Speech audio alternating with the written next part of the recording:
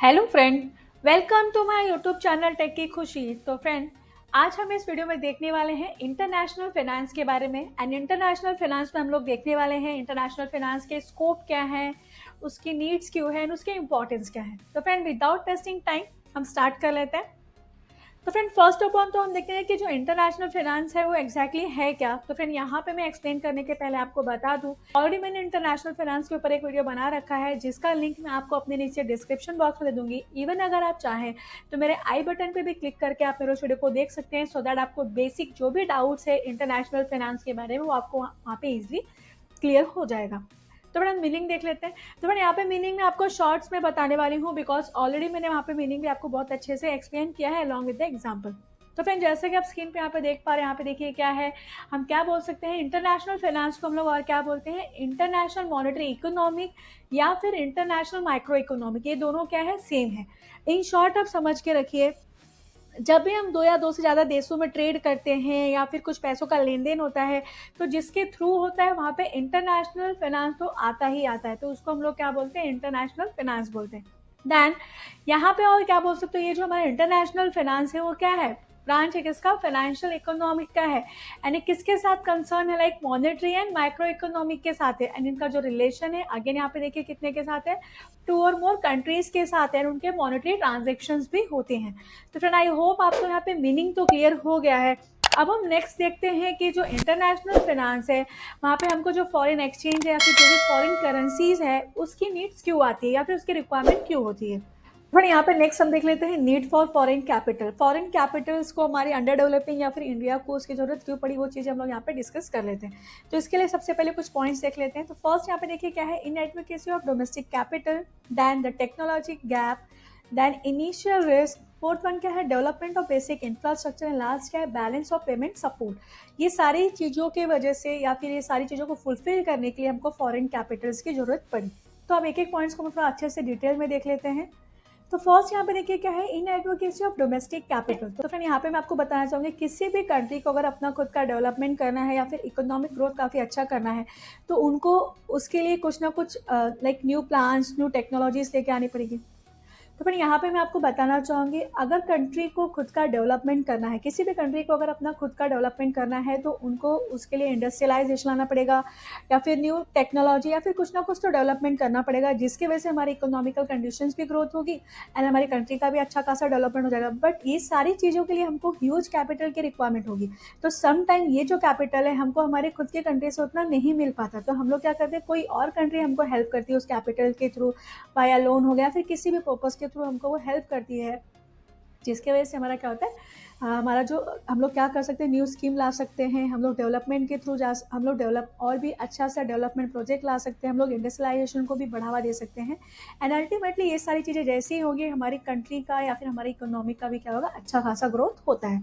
तो ये था पॉइंट नंबर 1। आई होप आपको समझ में आया कि कैपिटल्स के रिक्वायरमेंट्स को फुलफिल करने के लिए हमको यहाँ पे फॉरेन कैपिटल्स की नीड है। नेक्स्ट क्या है, तो टेक्नोलॉजी गैप। तो यहाँ पे आपको मैं बताना चाहूँगी, बहुत सारी ऐसी एडवांस टेक्नोलॉजी आ गई है जो क्या करती है, मैन पावर, लाइक मैन को रिप्लेस कर लिया है न्यू टेक्नोलॉजी ने या फिर आप बोल सकते हो मशीन ने।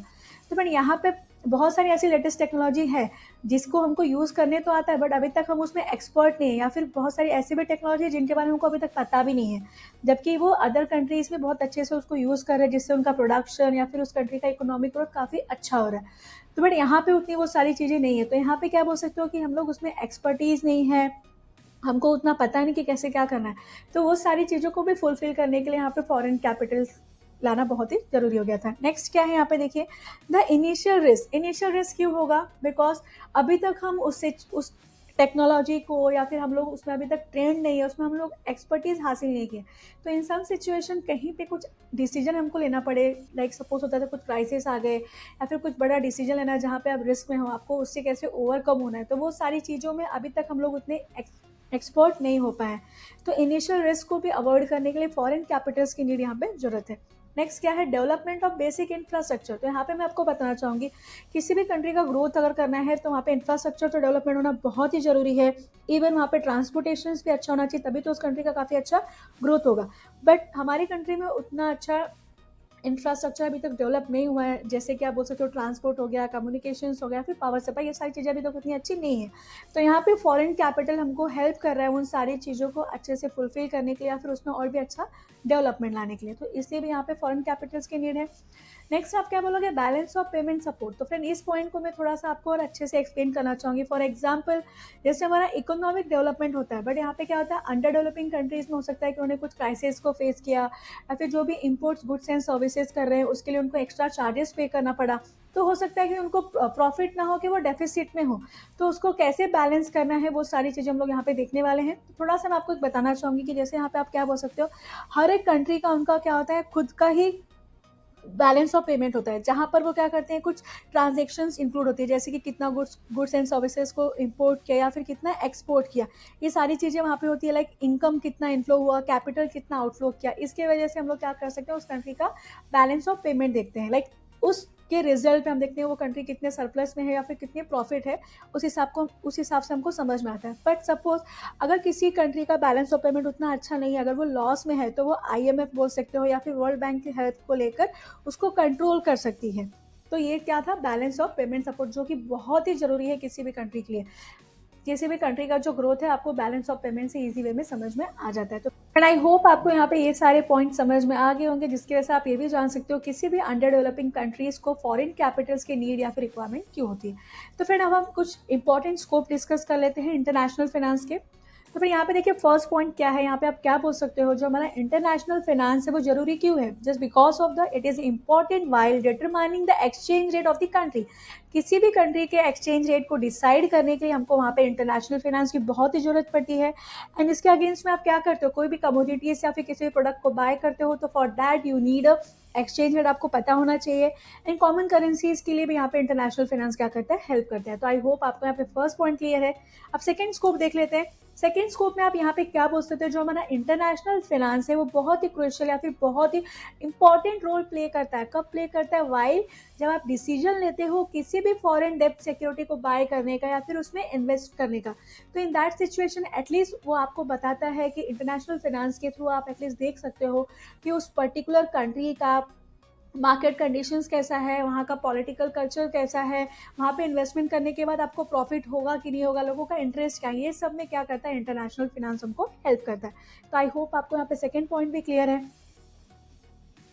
थर्ड यहाँ पे आप क्या बोल सकते हो कि just because of the international finance आपको ये भी समझ में आ जाता है कि उस कंट्री का इकोनॉमिकल कंडीशंस कैसा है। बिकॉज सपोज अगर आपकी कंट्री किसी और कंट्रीज के साथ लेन देन कर रही है या फिर इम्पोर्ट एक्सपोर्टिंग का कुछ कर रही है, तो अल्टीमेटली उसका बेनिफिट आपकी इकोनॉमिकल कंडीशंस को, आपकी कंट्रीज का भी ग्रोथ होता है, डेवलपमेंट होता है। तो इसके वजह से जब ट्रांजेक्शन्स होता है बिटवीन द टू कंट्रीज, तो डेफिनेटली इकोनॉमिकल कंडीशंस में भी इंप्रूवमेंट होता है, इकोनॉमिक का भी डेवलपमेंट होता है।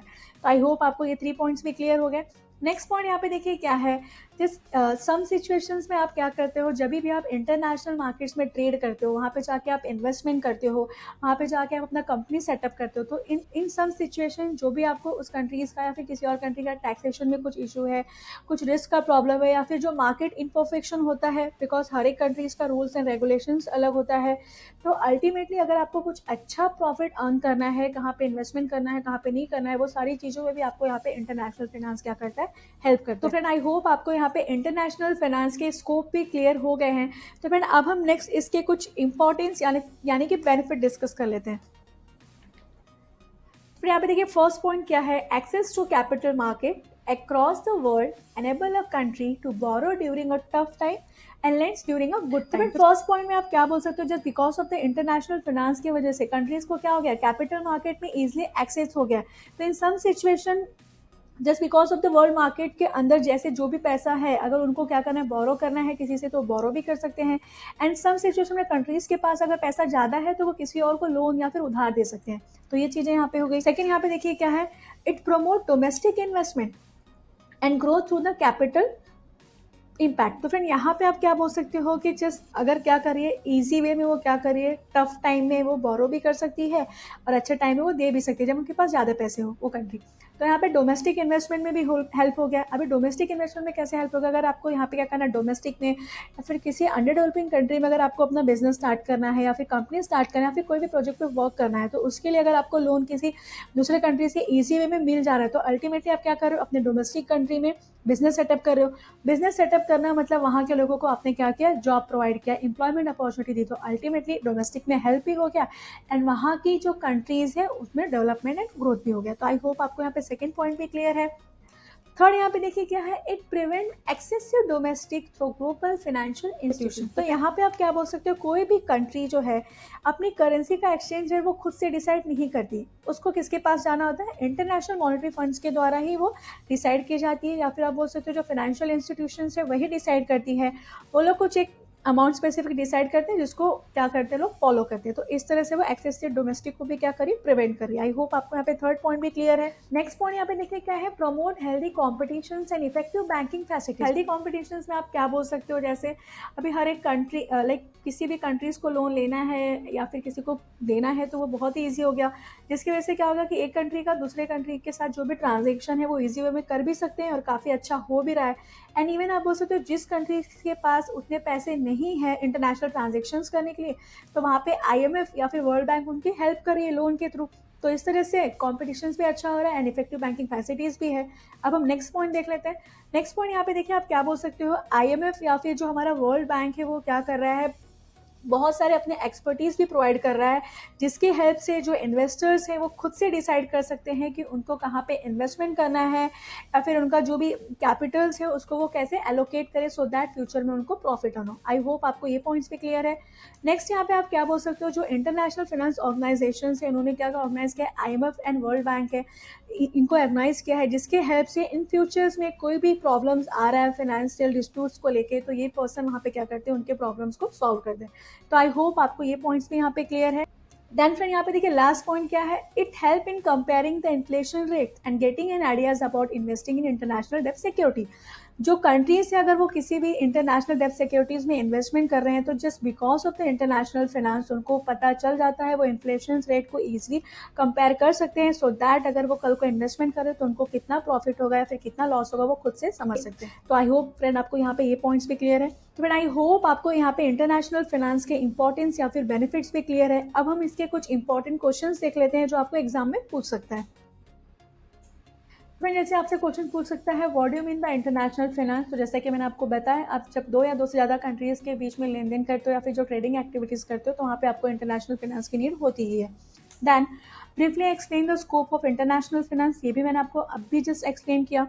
दैन थर्ड आपसे पूछ सकता है, explain the need of foreign capital. Foreign capitals का उनकी रिक्वायरमेंट्स की होती है, वो भी चीज़ें मैंने आपको यहाँ पे अच्छे से एक्सप्लेन की। तो फ्रेंड आई होप आज का जो भी टॉपिक था वो आपको काफ़ी अच्छे से समझ में आ गया होगा। तो फ्रेंड आज के लिए इतना ही, मिलते हैं हम अपने नेक्स्ट वीडियो में। And friend at the end मैं आपसे रिक्वेस्ट करना चाहूँगी, अगर आपको मेरा आज का वीडियो अच्छा लगा तो फ्रेंड प्लीज़ आप मेरे इस वीडियो को लाइक एंड मेरे चैनल को सब्सक्राइब जरूर करिए। And friend don't forget to hit the bell icon so that आपको मेरे लेटेस्ट वीडियो का नोटिफिकेशन मिलता रहे। Thank you friend.